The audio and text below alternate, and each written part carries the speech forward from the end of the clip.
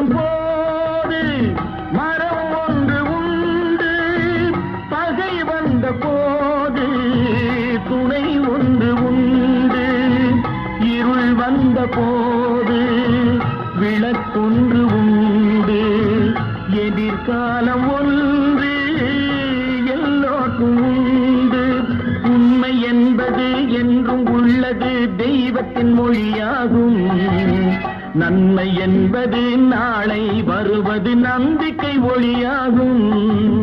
புத்தன், இயேசு, காந்தி பிறந்தது பூமியில் எதற்காக? தோழா, ஏழை நமக்காக.